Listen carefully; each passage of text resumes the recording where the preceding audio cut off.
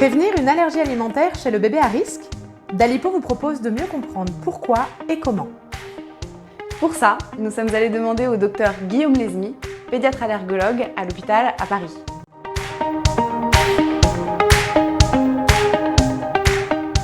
Les allergies alimentaires les plus fréquentes chez l'enfant sont les allergies au lait de vache, les allergies aux protéines de lait de vache, à l'œuf, à l'arachide, c'est-à-dire la cacahuète, aux fruits à coque, pistaches, cajou, noisettes, amandes, noix, et aux poissons. Le principal facteur de risque de développer une allergie alimentaire immédiate ou IgE dépendante est la dermatite atopique, c'est-à-dire l'eczéma sévère. Les données dont on dispose montrent que l'existence d'autres allergies alimentaires, d'un eczéma léger ou des antécédents de maladies allergiques chez les parents ou dans la fratrie, sont également des facteurs de risque, mais dont l'effet est moins fort que l'existence d'une dermatite atopique ou d'un eczéma sévère chez le nourrisson lui-même.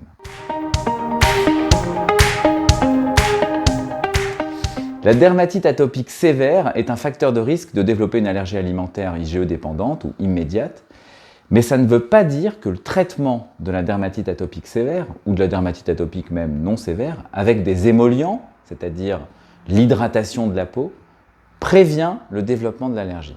C'est important de contrôler l'eczéma car c'est une maladie qui peut être gênante, parfois sévère. C'est important d'essayer de restaurer aussi la barrière cutanée avec des émollients. Mais il n'est pas clairement démontré que traiter l'eczéma prévient l'apparition d'allergies alimentaires. On peut aussi n'avoir aucun facteur de risque d'allergie et devenir allergique.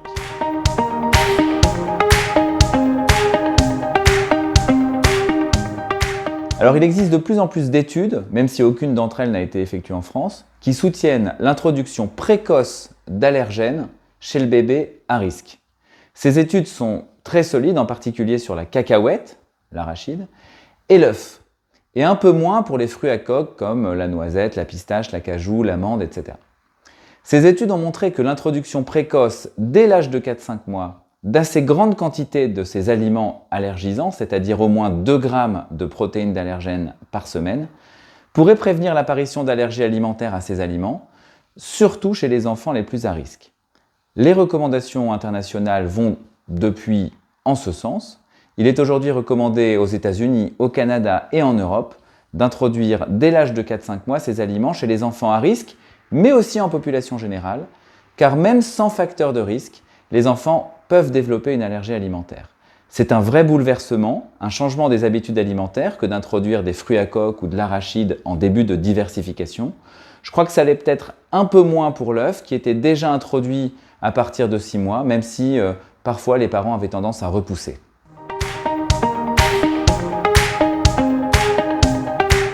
Alors la réponse à cette question est encore un peu débattue. En pratique, je dirais que seuls les enfants avec une vraie dermatite atopique sévère, et pas tous ceux qui ont un peu d'eczéma, devraient consulter un spécialiste pour faire un bilan allergique rapidement et voir si l'enfant finalement est déjà allergique ou pas.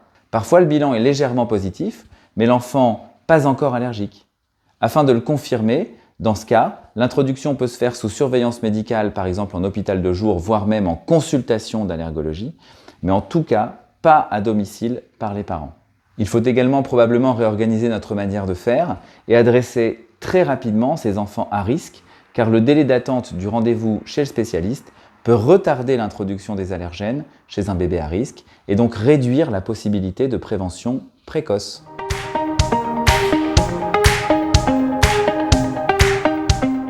Alors il n'est pas possible de quantifier exactement ce risque, mais l'allergie à l'œuf et l'allergie à l'arachide globalement concernent chacune environ 0,5 à 1% de la population. Ce qu'il est important de garder en tête, c'est que s'il y a une réaction, la réaction est immédiate, c'est-à-dire qu'elle survient dans les minutes qui suivent la prise de l'aliment. Les réactions sont le plus souvent légères et concernent la peau, il s'agit d'urticaire ou d'œdème, mais les réactions peuvent être plus sévères, plus rarement, à type d'anaphylaxie, c'est-à-dire avec atteinte respiratoire ou digestive.